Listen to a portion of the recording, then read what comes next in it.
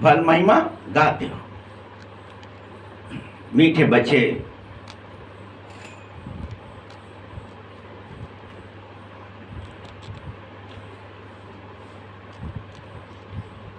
हर एक समझो कौन कौन कितना श्रीमत पर चल रहा है। श्रीमत मिलती ही है किस लिए? सेवा करने के लिए।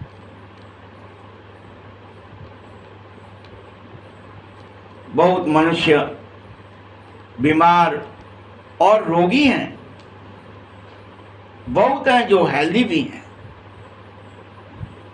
भारतवासी जाने कि सतयुग में 150 वर्ष की एवरेज उम्र होती है।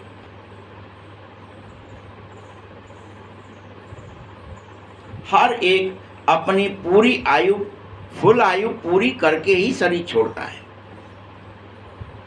ये तुम स्वीकारो कि वहां हेल्दी होंगे ही,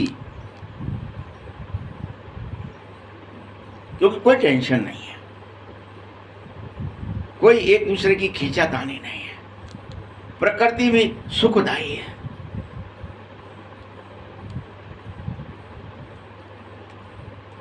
यह तो इस समय बिल्कुल ही छीछी दुनिया है, जो बाकी थोड़ा समय ही बचा है इस छीछी दुनिया का।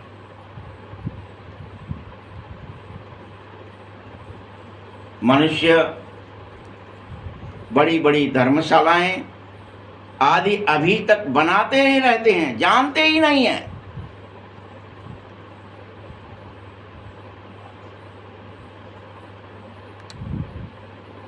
कि यह बाकी कितना समय और बचेगा। बहुत थोड़ा बचा है, यह भी तुम्हें होश नहीं है।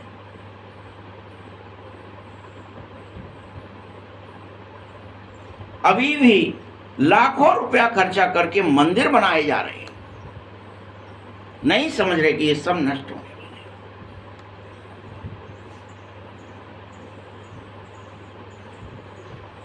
उनकी आयु कितना समय चलेगी, अब सब बमों से नष्ट हो जाएगा।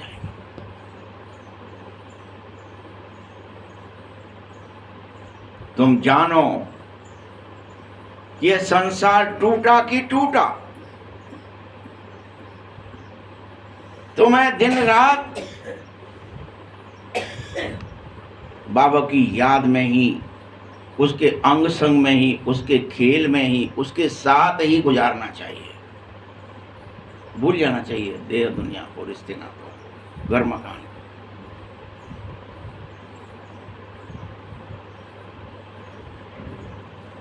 मैं तुम्हें कोई मकान बनाने के लिए मना नहीं कर रहा हूं, लेकिन अगर तुम्हारे पास अपना एक कमरा भी है तो बनाने की जरूरत नहीं। अगर है नहीं तो बनाओ, लेकिन एक कमरा भी है तो हॉस्पिटल कम यूनिवर्सिटी उसी को बना लो और उसी में बैठ जाओ मेरे अंग संग। ये नहीं मेरे पास तो है, एक और बना दूं, उसमें किराएदार रख दूंगा, एक और बना दूं, उससे बिजनेस चल जाएगा, एक और बना लूं। ये सब माया है।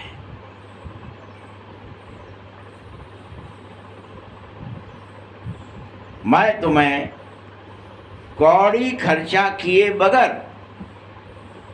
हेल्थ, वेल्थ, हैप्पीनेस, वो भी 21 जन्म के लिए देने आया हूं। इसे ले लो, इसलिए मेरा संग करो। मेरे संग के लिए बना लो घर, उसी को हॉस्पिटल समझो, उसी को यूनिवर्सिटी समझो, उसी में बैठ के पढ़ो, उसी में रहो, खाओ पियो, मेरे अंग संग रहो, मैं तुम्हारे संग हूं। बहुत है ये कमरा।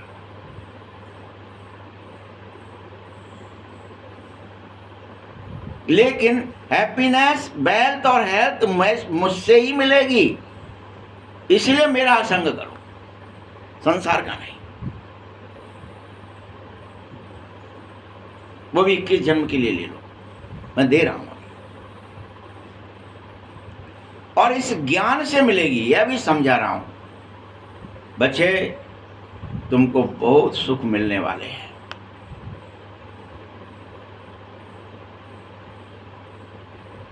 जब तमो प्रधान बनते हो तभी दुखी होने लगते हो, और जैसे जैसे तमो प्रधानता बढ़ती जाती है दुख भी बढ़ता जाता है। तमो से तमो प्रधान में जाते हो ना, दुख बढ़ता है।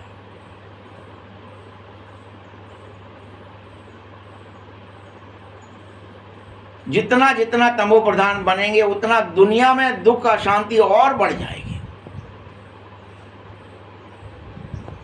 मुझसे दूर हैं, मेरी बातों से दूर हैं, मेरे कर्म से दूर हैं, मेरे प्यार से दूर हो तो तुम दुखी, अशांत, भयभीत, चिंतित, बीमार बढ़ते ही जाएंगे, मिटेगा नहीं। जैसे कोई कर्जा वाला हो जाए, कोई जुआड़ी हो जाए, कोई कुछ भी हो जाए, और कोई को आदत पड़ी है घाटा करने वाली, फिर बहुत हो जाता है तो क्या ही करते हैं, फिर वो गोली खाता है, या कोई फांसी लगाता है, कोई कुएं में गिरता है, या कोई देश छोड़ के भाग जाता है। यही तो करता है, खेल से बाहर होना चाहता है। मैं हार रहा हूँ, अब नहीं, अब झेल नहीं रहा है, दिन रात मुझे नींद नहीं आ रही है, क्योंकि दुख बढ़ रहा है।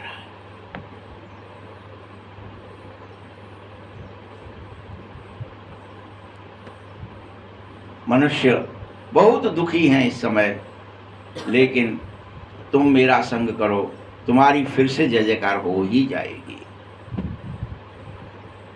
संग करो मेरा, हाहाकार में भी जय जयकार होने लगेगी तुम्हारे। संसार के लिए हाहाकार होगी, तुम्हारे लिए नहीं। तुम अपने उस यूनिवर्सिटी में, उस हॉस्पिटल में बैठ जाओ मेरे अंग संग, तुमको पता भी नहीं चलेगा कब जय जयकार होने लगी तुम्हारी। तुम बच्चों को जो विनाश है वह भी दिव्य दृष्टि से दिखाई देने लगेगा।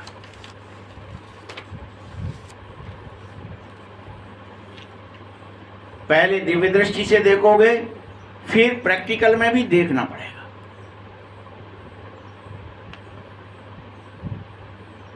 ऐसे ही पहले स्थापना का साक्षात्कार होगा, फिर प्रैक्टिकल में स्थापना हो जाएगी और तुम रियल में सतयुग में पहुंच जाएगी।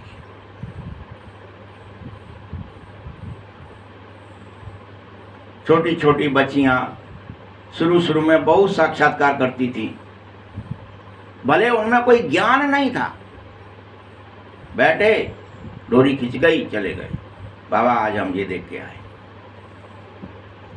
सूबी रस पी के आए, फलां झूले में झूल के आए, फलां बगीचे में ऐसे फूल थे, ये खेल के आए। ज्ञान नहीं था, सतयुग क्या है, त्रेता क्या है, फलाना क्या, कुछ ज्ञान नहीं था। खींचे चले जाते बुद्धि। फिर अनेकों ने पुरानी दुनिया का विनाश भी देखा। साक्षात्कार, तुम जानो बाबा ही स्वर्ग का वर्षा दे रहा है, सो तुम्हें अभी उसके अंग संग रहकर ले लेना चाहिए। बाबा को आप अपनी सहेली, सखा, मित्र, जो आपको प्यारा लगे, जिसमें आपका बुद्धि और मन विचलित ना हो, चंचल ना हो, दुखी ना हो, उससे प्रसन्न हो जाए, ऐसा करके मानकर उसके अंग संग रहो।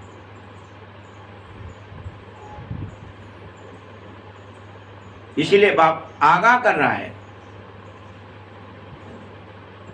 पुरुषार्थ करो।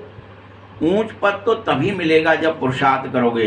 तुम बच्चों को बाप बैठ सब बातें समझा रहा है। संसार थोड़े ही जानता है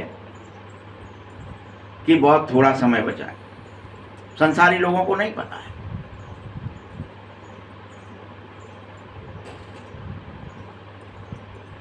बाबा कह रहे हैं, मैं दाता हूं और मैं तुमको देने आया हूं, तुम्हें लेना ही पड़ेगा।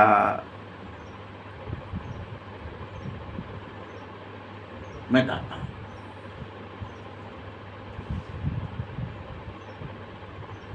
आओ मुझसे ले लो।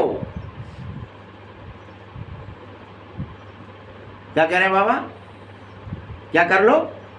मुझसे ले लो।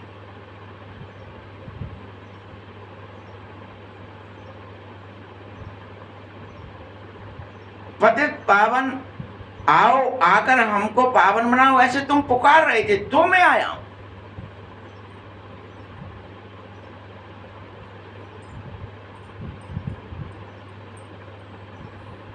बाबा कह रहे हैं, मीठे बच्चे, पहले पहले सतयुग में तुम बेहद समझदार थे, सतो प्रधान थे, अभी तो तमो प्रधान बन पड़े हो,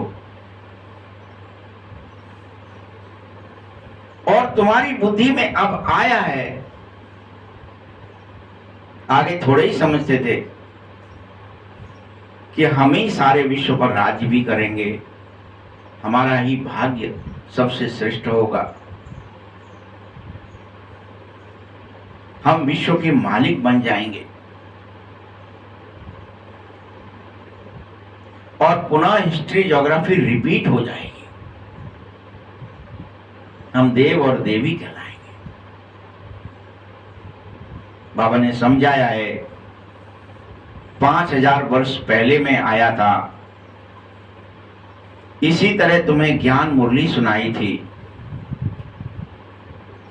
तुमसे यही सब कहा था कि मेरे अंग संग हो जाओ,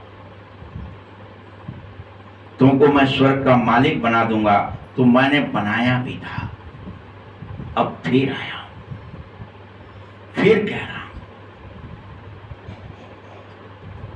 सुन लो, समझ लो।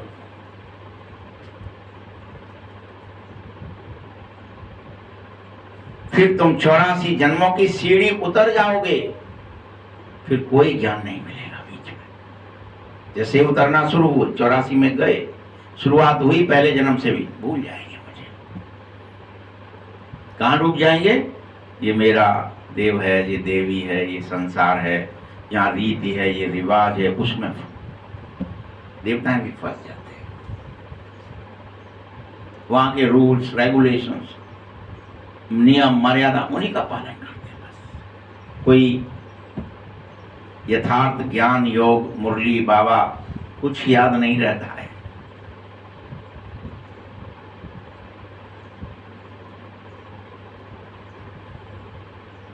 ये विस्तार की बातें कोई शास्त्र में नहीं लिखी है, लेकिन कि फिर ऐसा हो जाएगा, बाबा बिछुड़ जाएगा, संसार के नियम मर्यादाएं रूल्स रेगुलेशंस रह जाएंगे, वो ड्रिवन करेंगे संसार, वो चलाएंगे।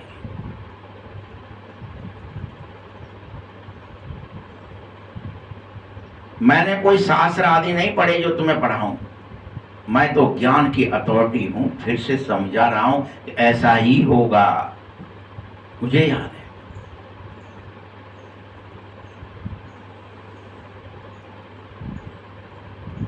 वे लोग तो शास्त्र पढ़कर के शास्त्र की अथॉरिटी बनते हैं, मैं तो कोई पढ़ता ही नहीं जो अथॉरिटी कहना। तुम सब गाते हो पतित पावन आ जाओ, तो मैं आ जाता हूं, लेकिन मनुष्य तो भक्ति में गा रहे थे पतित पावन आ जाओ, जाकर के गंगा स्नान कर रहे थे।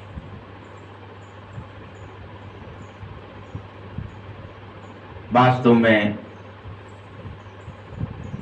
भक्ति भी गृहस्थियों के लिए ही थी, प्यार करना सिखा रही थी, गृहस्थ व्यवहार कैसे निभाया जाता है बाबा समझाता है। उनको भी किसी को पता नहीं था कि वास्तविक सदगति देता कौन है, सदगति दाता कौन है। बाबा समझा रहा है, तुम मुझे बुलाते भी हो, हे पतित पावन आ जाओ, मैं तुमको पवित्र बनाने आया भी हूं, पढ़ाने आया हूं, अपने अंग संग रखने आया हूं। मैं कोई कृपा नहीं कर रहा इसमें, बाबा कृपा नहीं करते, वो तो बुलाते हैं गोपियों को, आओ, वहां लिख दिया फिर कि वो बुलाया, वो आ गई तो डांस कर लिया उनके संग में, उनको खुश कर दिया, उनको उनके सारे दुख अशांति सब मिट गए। 6 महीने तक पता ही नहीं चला उनको क्या हुआ, कोई है भी कि नहीं, ऐसी रासलीला होती रही।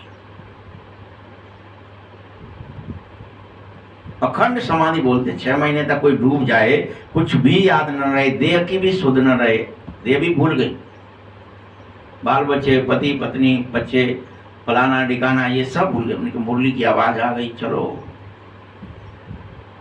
लिखने में तो बड़ा सरल दिख रहा आपको, सुनने में भी बड़ा कन्नड़ सारा था। अच्छा, भगवान देवो, इसलिए ऐसा किया। तुम्हारे संग हो रहा है तो तुम सुन नहीं रहे,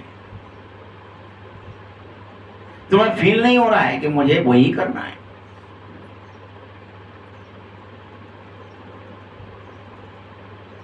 उसको अपना बना लेना है। मैं कोई कृपा नहीं करा कि मैं कृपा करूंगा, कोई कृपा नहीं। आप ही अपने आप पर कृपा करो कि मेरी बात सुनाई दे जाए और मेरे अंग संग हो जाओ।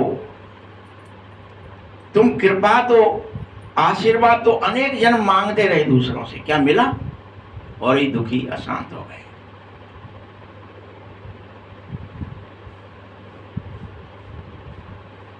अब आकर मां बाप की मलकियत का मालिक बन जाओ। अच्छा ये बताओ, उदाहरण दे रहा है कि अगर आशीर्वाद कर कोई बच्चा पैदा हुआ और बाप की मलकियत का मालिक बना, तो इसमें कोई आशीर्वाद किया गया?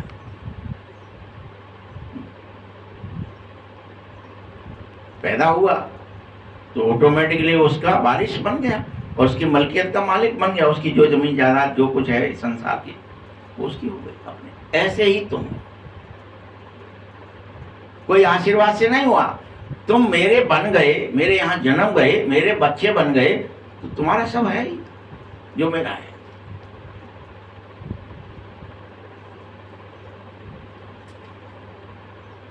क्या किसी लौकिक पिता को कोई कहता है मुझ पर कृपा करो कि मुझे एक खेत दे दो, अपने कल्याण दे दो, कोई मकान दे दो? है सो तुम्हारा ही है। और क्या मांगने से देगा?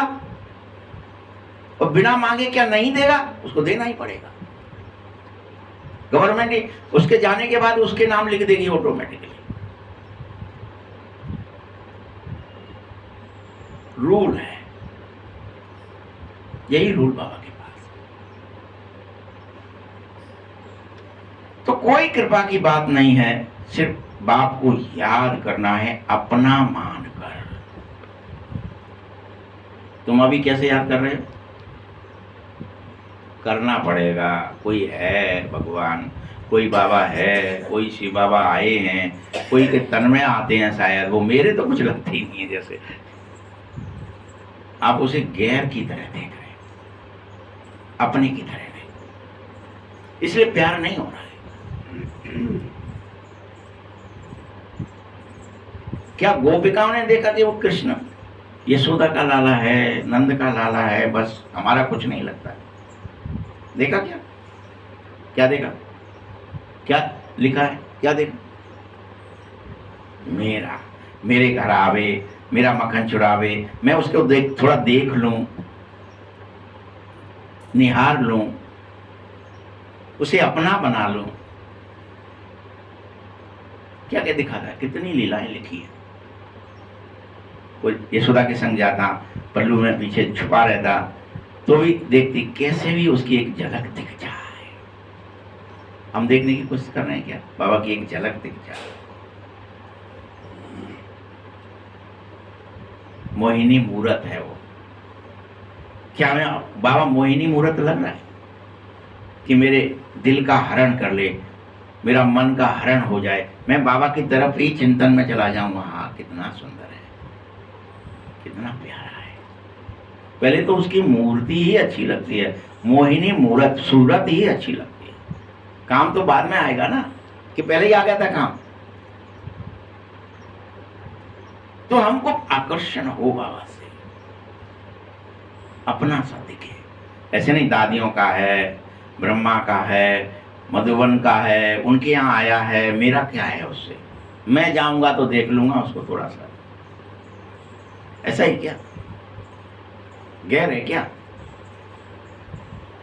चेक करो अंदर अभी क्या है बाबा के प्रति। पूछ रहे हैं बाबा आज इस मुरली में, क्या मैं कोई पिता हूं, क्या गॉड फादर हूं, क्या सुप्रीम सोल हूं, कोई बड़ा बड़ी भारी ऊंची कोई सोल है?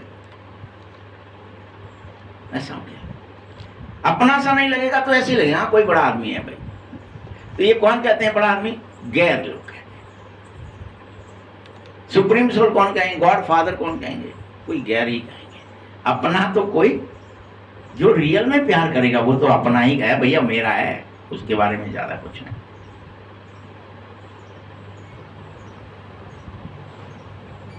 तो परमात्मा परम आत्मा ठहरा भले ही, लेकिन बाकी है तो मेरा खास। ये मत सोच लेना कि वो परम है, वो बड़ा श्रेष्ठ है, वो बहुत ऊंची चीज है, कुछ नहीं। वो मेरा खास है, वो तो मेरे पल्लू में बना है, मैं कहूंगा वैसे। ये अभिमान भी नहीं कि वो तो मैंने गुलाम बना लिया है, नहीं। प्यार को गुलाम नहीं करते, मोहित है, मुझ पर मोहित है, मेरे कर्म पर मोहित है, मेरी विचारधारा पर मोहित, मेरे मन पर मोहित है। मन मोहन है, मदन मोहन है। सुप्रीम बाप है, कोई बुद्धि में बेहद का बाप, स्वर्ग का रचयिता है, इतना मान लो, कोई दिक्कत नहीं कि बाबा मेरे लिए घर बनाएगा। साजन करते हैं ना, साजन है तो क्या करेगा? बढ़िया सी जगह पर ले चलेगा, मुझे बढ़िया फ्लाइट में बिठाएगा, मुझे देश विदेश पूरे दुनिया की, बाबा तो पूरे ब्रह्मांड की, त्रिलोक की सैर कराता है, अखिल लोक ब्रह्मांड दिखाता है। तो ऐसा लगे बाबा मेरा है।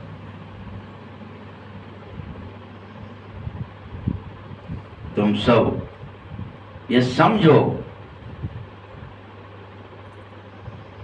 स्वर्ग का मालिक बनाने बाबा आया है।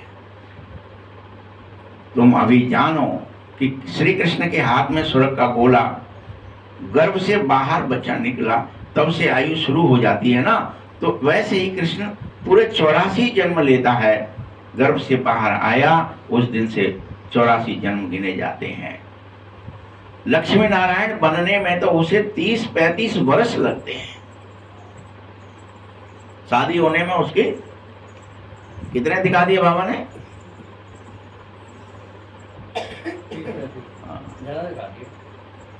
18 वर्ष में नहीं होती अपनी तरह। जब 150 वर्ष उम्र एवरेज है तो 18 वर्ष में थोड़ी हो जाएगी। समझो ना बात को।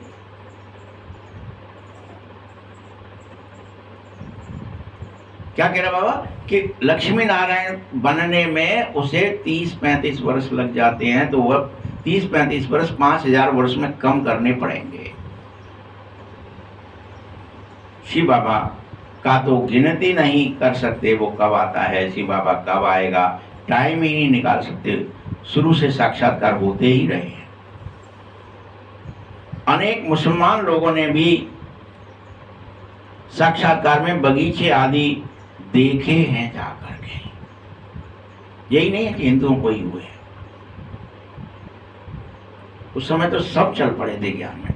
आज भी क्रिश्चियन और वो सब चलते ही। क्रिश्चियन तो कितने चलते, विदेश के सब कौन है क्रिश्चियन?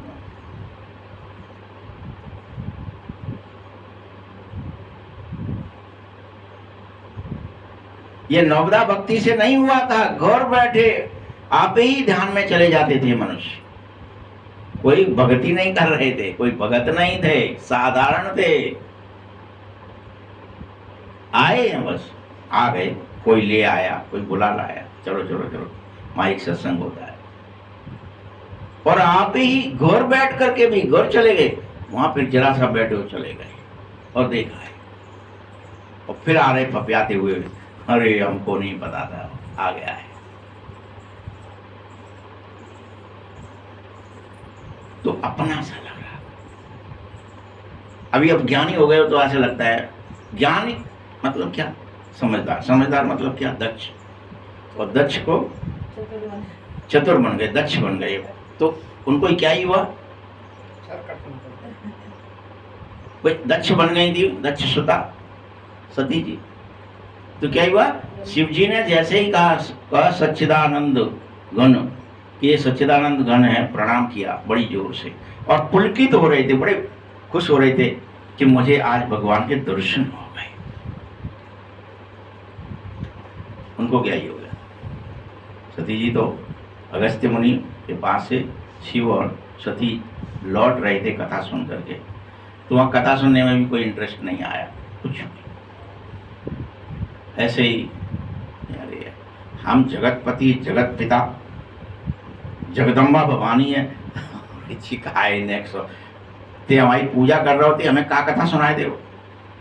जैसे मान लो अपन यहाँ आए हैं और कोई बाहर से कोई आ जाए, उन्हें कि हम तो ब्रह्मा कुमारी फलाने सेंटर की फलानी है, और तो बेचारी वो सुनेगी क्या कथा, अहंकार के कारण मुरली सुनाई देगी उसको।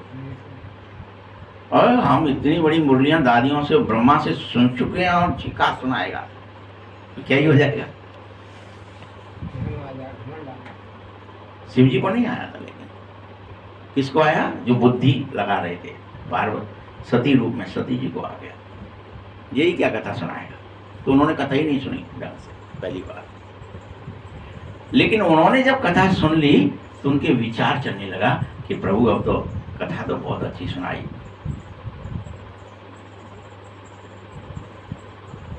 कुंभज ऋषि ने, लेकिन अब साक्षात आपके दर्शन हो जाए तो मजा ही आ जाए बोल के। तो उस समय वो त्रेता युग चल रहा है और फलाना ऐसा दिखाया भूमिका, और वो एकदम से दिख गए लता पत्रा से एक्टिंग करते हुए, हे खगमृग हे मधुकर श्रेणी तुम देखी सीता मृग ने, रोए रहे हैं, पत्तन से लिपट रहे हैं, बेलन से लिपट रहे हैं, मेरी सीता देखी का, मेरी सीता देखी का। सो भगवान को रोम रोम रोमांचित हो गया भोलेनाथ का, शिव बाबा का दिखाया है उसमें से रामायण में। बहुत बिल्कुल होने लगे तो उनको बड़ा बोला, क्या है ये, क्यों उचक रहे हो, जा बड़ी खुशी क्यों हो रही है, ऐसा क्या ही मिल गया। तब उन्होंने सच्चिदानंद घन कह करके प्रणाम किया। नहीं रोहिरा होता है, ये प्रणाम करता कर रहा है वकील जिनको, तो मती मारी गई बोल रहे। यही होता है हमारे यहाँ के अंदर, कोई पुलकित हो रहा है और कोई सोच रहा है अरे गैया भैंसे बढ़िया है, गांव बढ़िया है, देश बढ़िया। यहाँ बैठ के मुरली में भी कुछ चला रहे होगा, आपको पुलकित नहीं हो रहे हो, सो रहे हो, तो क्या ही फायदा है। वो आएगा अपना काम करेगा, चल देगा। तो ऐसे राम जी अपनी एक्टिंग कर रहे हैं, चल दिए। बड़ा भारी विचित्र खेल है। जब कह दिया तो और अहंकार बढ़ गया, काय के लिए करा, कौन है ये, क्या है राम, काय के राम है, कंके राम है, मेरे को समझ में नहीं आ रहा है। शंका ही होती बढ़ गई और लड़ाई होने लगी दोनों में। मैं तो परीक्षा लूंगी, तो ठीक है तुम मानोगी तो वैसे भी ले।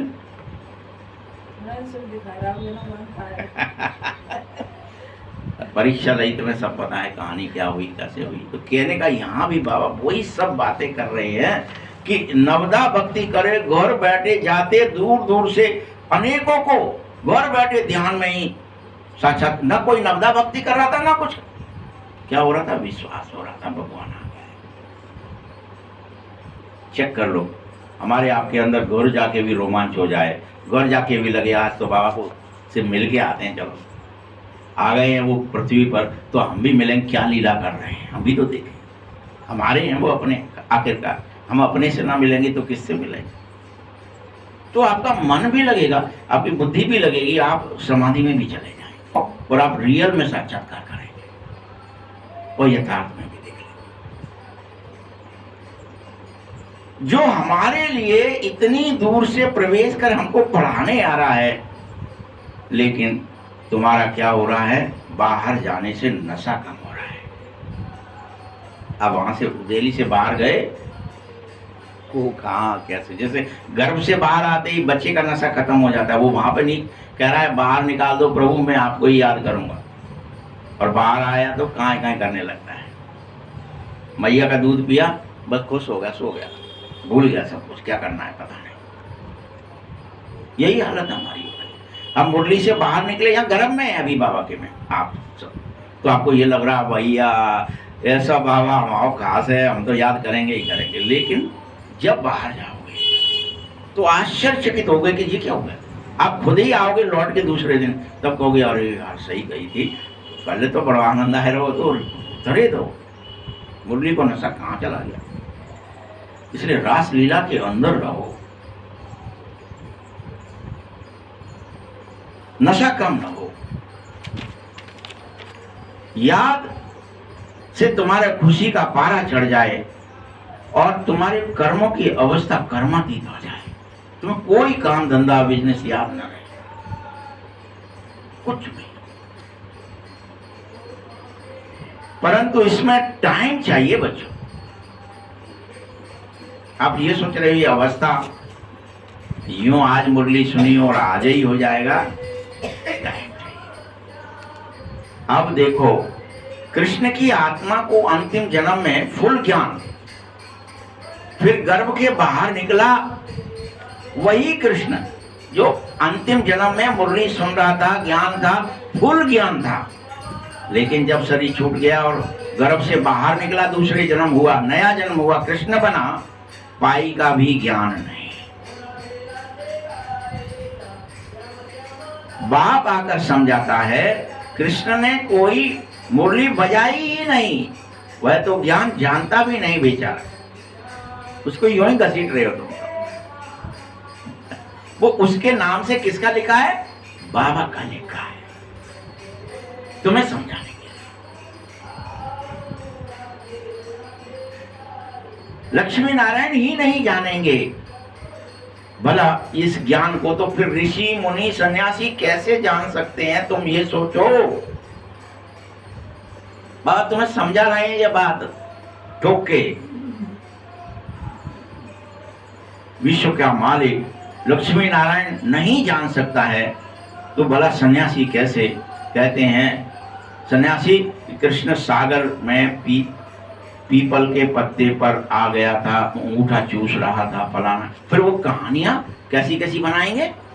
कपोल कल्पित बनाएंगे, बड़ी भारी, क्योंकि पता तो है नहीं यथार्थ, अब क्या ही करें। लिखेंगे एक प्रलय हो गया था, फलाना, बचा नहीं कोई, कुछ भी नहीं था, जल ही जल है, पृथ्वी नहीं बची है, सब डूब गया है। एक आदमी, अब कौन देख रहा है? फिर अगर एक आदमी आया तो देखा किसने जब सभी डूब गया था? कि पीपल के पत्ते पे अंगूठा चूस रहा है। पीपल का पत्ता इतना बड़ा हो जाएगा क्या कि उस आदमी एक लेट जाए और मनुष्य का बचे?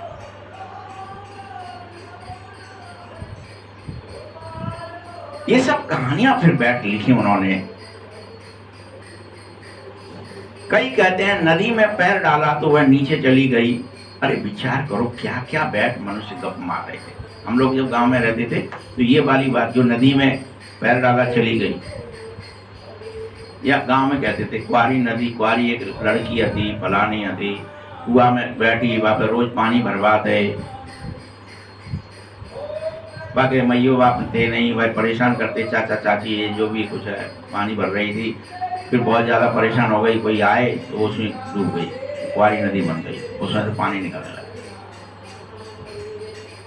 यहाँ वह कह रहा है कि नदी में पैर डाल के बैठी, नीचे चली गई। विचार करो मनुष्य कैसी कहानियां बैठ बनाता है।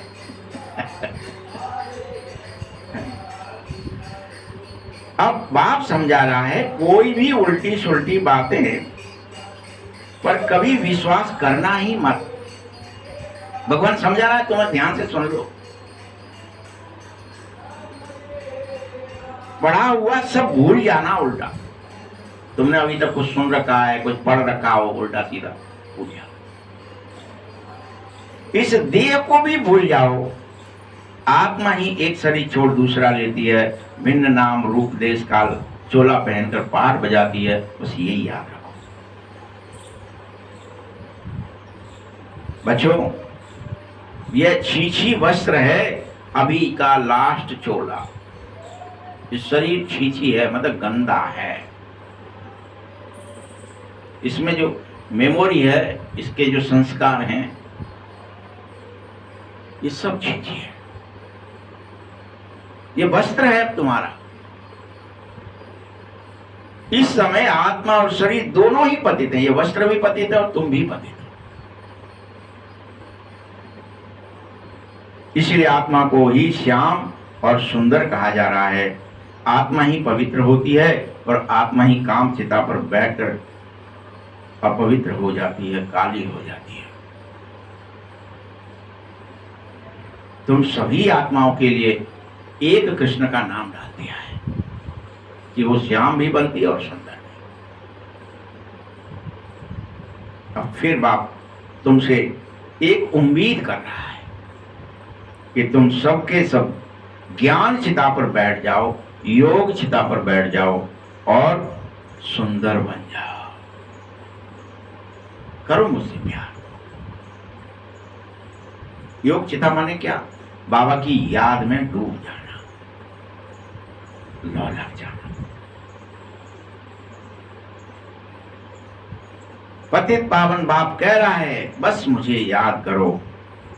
धीरे धीरे सारी खाद निकल जाएगी, पिघल जाएगी, भस्म हो जाएगी, उड़ जाएगी तुम्हारे अंदर। कब निकल गई? बस तुम तो बैठे रहो।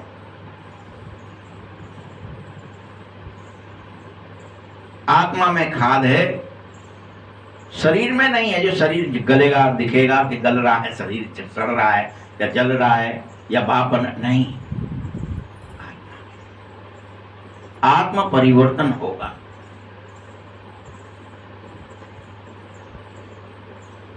अभी कलयुग अंत है, खाद के कारण गरीब भी हो, हर तरह की गरीबी है, मानसिक भी शारीरिक भी। सतयुग में कोई गरीब नहीं होंगे, तो सोने के महल होंगे सबके पास।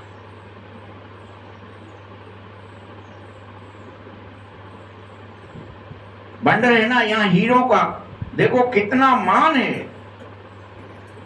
वहां ये हीरे तुम्हारे लिए पत्थर जैसे होंगे, यूं ही पड़े होंगे, इसकी कोई वैल्यू नहीं होगी।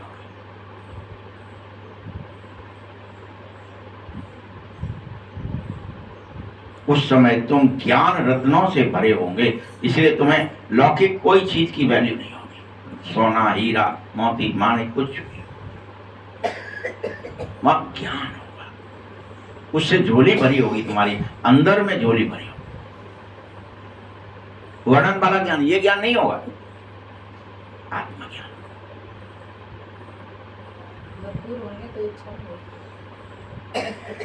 इसलिए लिख दिया है तुम्हारे लिए कि वहां यह समुद्र भी माणिक, मोती, रत्नों की थालियां भर भर के किनारों पर छोड़ जाता है। समुद्र के किनारे अगर गए तो यहाँ तो आप डुबकी लगाने पर भी आपको कोई माणिक मोती ना मिले, वहां वो समुद्र लहरें आएंगी, वो छोड़ के वापस चला जाएगा। भर लो जितना भरना है। जैसे नदी आती है तो रेत छोड़ के चली जाती है, हर साल आती है बरसात में, फिर वो छोड़ जाती है रेत, और भैया इतना सारा ट्रॉली रेत निकल पड़ा। ऐसे वहां पे रतन, माणिक, मोती, मूंगे समुद्र छोड़कर जाएगा।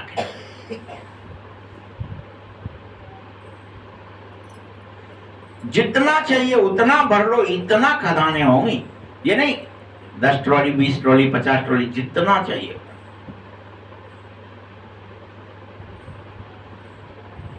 खदानें भरतू हो जाएंगी सारी की सारी, जितने तरह की चीजें। अभी जो खोद लिया आपने, पानी, पत्थर भी नहीं निकल पड़ा, पत्थर भी निकाल के बाहर फेंक लिया, कोयला भी निकाल लिया, आपको कुछ नहीं बचा, आप सब भरतू हो जाएगा। तुमने साक्षात्कार किया, माया मच्छंदर का खेल देखा कि उसने सोने की ईंट पड़ी, ले जाता हूं, नीचे आया तो कुछ था ही नहीं। वहां तो सोने की ईंट के महल बनाए जाएंगे बच्चे। तो ऐसे ऐसे ख्याल तुम अपने अंदर करो। ये बाबा क्यों कह रहा है? इस तरह की, अच्छा मेरे पास ये होगा वहां, ऐसे ख्याल करो जिससे तुम्हारा खुशी का पारा ही चढ़ा रहे। और सेवा करो। शिव बाबा के बारे में यह स्वीकार लो कि 5000 वर्ष पहले आया था, ये किसी को पता ही नहीं था कि फिर आएगा, फिर आया है 5000 वर्ष बाद।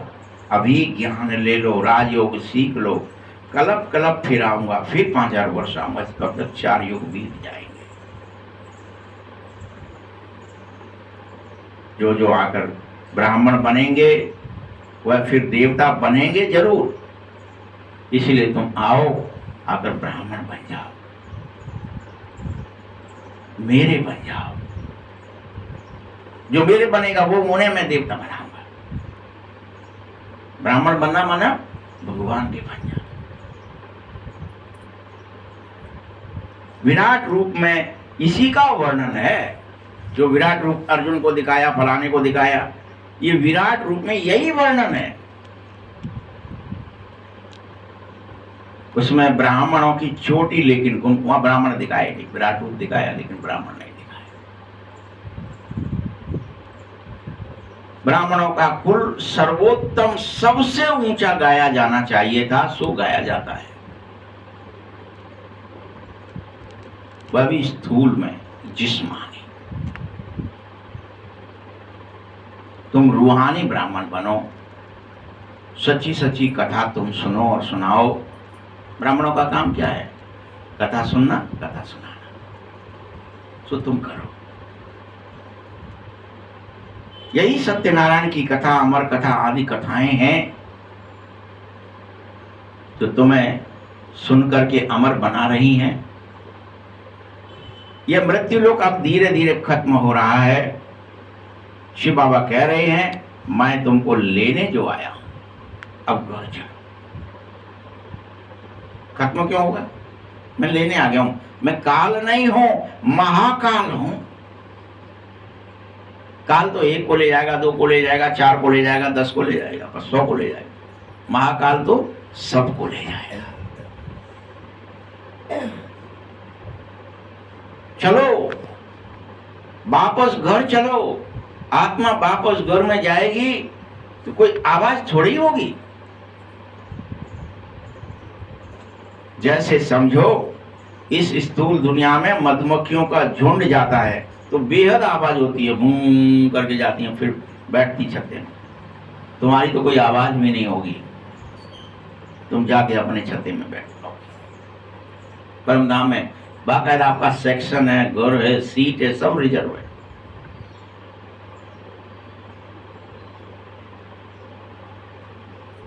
जैसे यहां रानी के पीछे मधुमक्खियां भागती हैं और उसी के साथ इकट्ठी रहती हैं, वैसे ही तुम सब मेरे पीछे भागो। मैं आगे आगे चलूंगा, साजन सजनी पीछे पीछे पालकी में।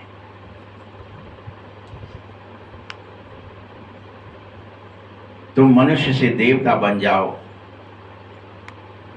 पतितों को ज्ञान दो घूम घूम करके, तो तुम भ्रमरी का मिसाल गाए जाओगे। मोहरा, गुबरीले को भी मोहरा बनाओ, विश्व का मालिक बनाओ। तुम्हारा प्रवृत्ति मार्ग है, उसमें भी मेजॉरिटी माताएं ही है। तुम्हारे यहां ज्ञान में माता ही मेजॉरिटी में है। इसीलिए भारत की माताओं के नाम पर वंदे मातरम गाया जाता है, वंदे पितरम नहीं। क्या गाया जाता है? क्यों गाया जाता है? कि माताएं प्रवृत्ति मार्ग में रह करके, इसलिए मां क्या लिखा है? गोपिकाएं हैं। कृष्ण तो अकेला ही है, कौन ज्यादा आए हैं? कोई गोप आया क्या? गोपिकाएं आए।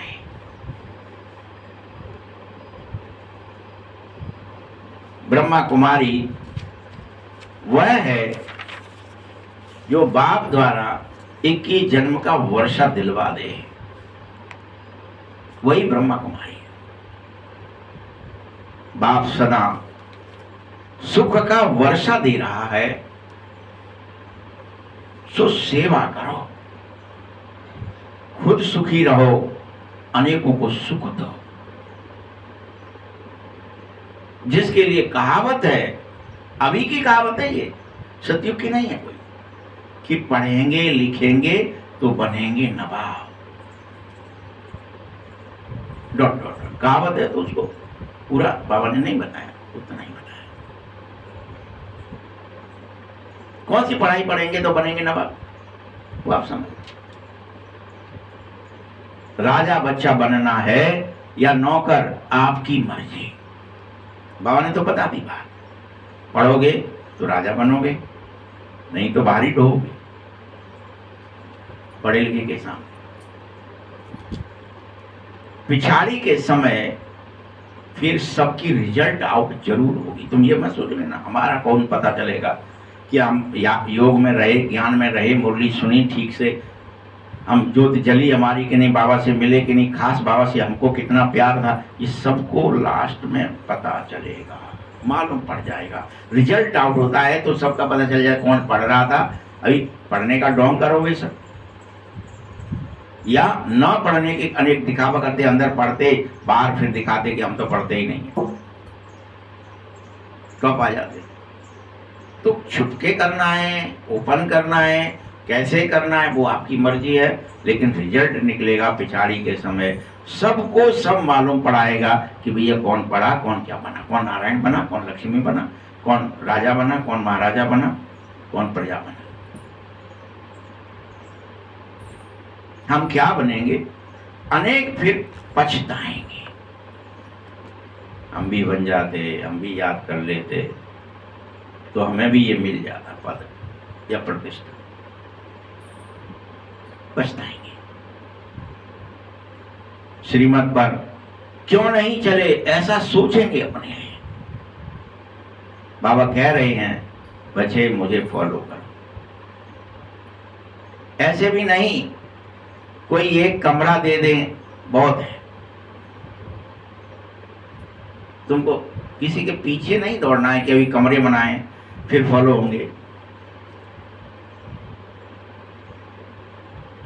सेंटर के लिए ऐसे भी बहुत हो गए हैं आजकल कि दूसरों को एक कमरा दे देंगे कि तुम इसमें सेंटर खोलो और खुद मीट आदि खाते रहेंगे, बदलेंगे नहीं, उससे पुण्य नहीं होगा। कितना क्लियर बात कर रहा है, समझो बात को। तुम ये सोच रहे हो हमने ब्रह्मा कुमारी ने अपना घर दे दिया हुआ है, अब तो पुण्य पे कर रहे हैं, हम आओ है जाओ अपने आप, और तुम्हारा खान पान अशुद्ध है, व्यवहार अशुद्ध है, विचार अशुद्ध है, कुछ पुण्य नहीं होगा।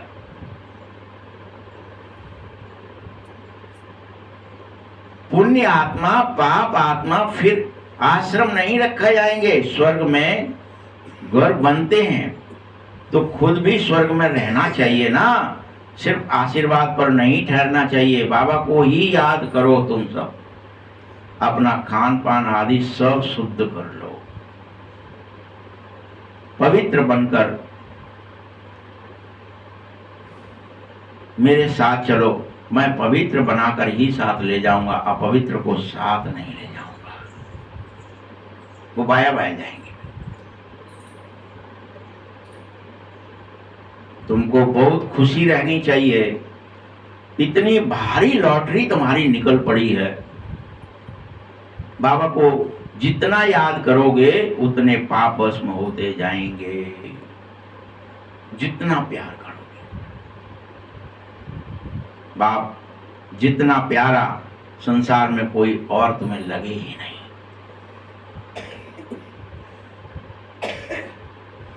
दुनिया में कोई तुमसे इतना प्यार नहीं कर सकता है जितना मैं करता हूं बच्चों, बाबा कह रहे हैं। इसीलिए मुझे प्यार का सागर कहा जाता है। तुम भी ऐसे ही बनो, प्यार के सागर। तुम भी सबको प्यार करो।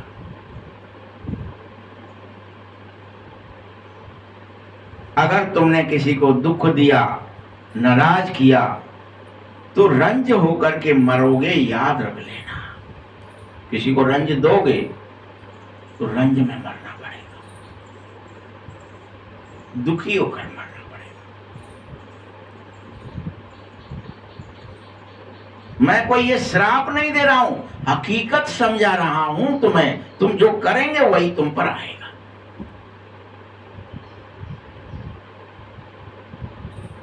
सुख दो, सुखी होंगे, सबको प्यार करो। बाबा भी प्यार का सागर है, सुख का सागर है,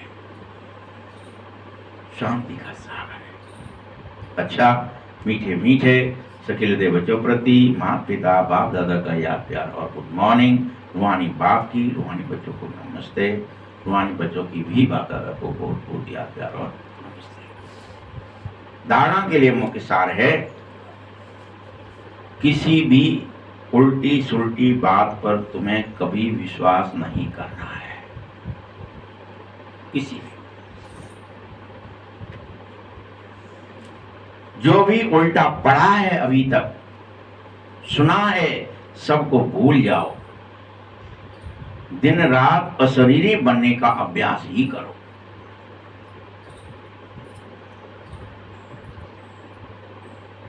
दूसरा पॉइंट है, सिर्फ आशीर्वाद पर नहीं चलो, स्वयं को पवित्र जरूर बना लो। ये नहीं आशीर्वाद मिल गया है, फलाने के आशीर्वाद से काम चल जाएगा। पवित्र बनेंगे मेरी याद से, तो मुझ बाप को हर कदम में याद करो, फॉलो करो कि मेरे अंग संग है बाबा।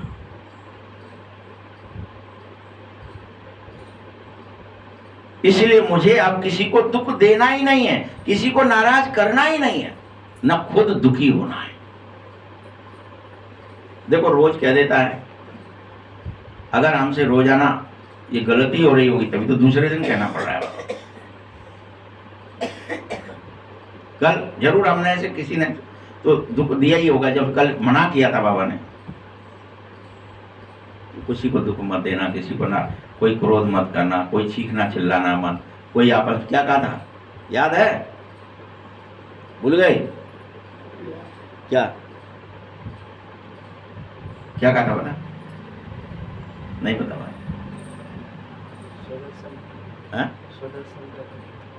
नहीं, किसी को भी दुख मत देना। घर में कहा था ना, कलह मत करना। आपस में जिसमें कलह हो रही है तो वो कैसा करे? कलयुग है उसका, कहा था ना। तो कहा कल, फिर आज फिर कहना पड़ रहा है। इसका अर्थ क्या हुआ?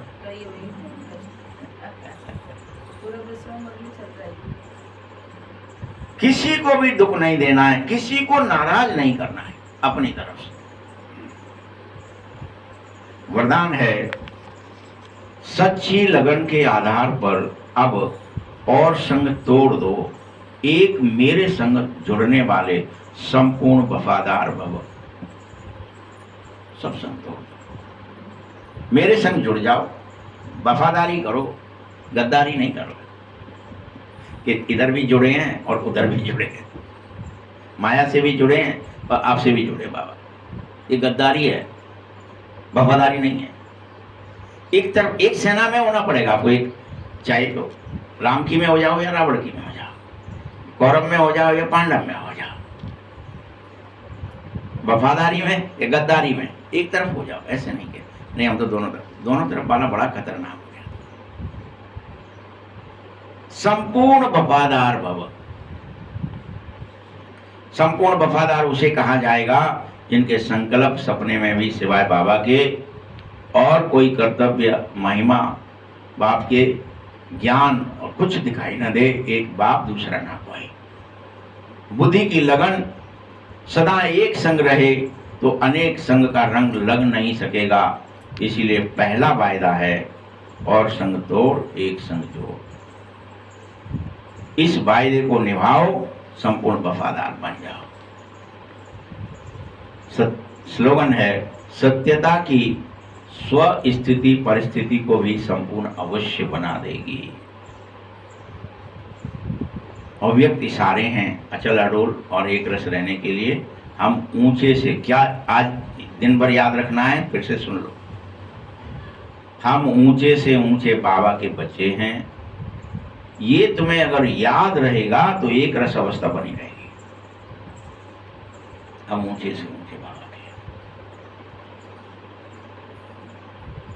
जब एक से संबंध रहता है तो अवस्था अपने आप एक, अगर आपने अनेकों से संबंध जोड़ने की कोशिश, आप अवस्था गिर जाएगी। अगर कहीं संबंध की रग भी आ गई किसी और के साथ, रग, तो भी एक रस अवस्था से डूब जाओगे, रह नहीं पाओगे।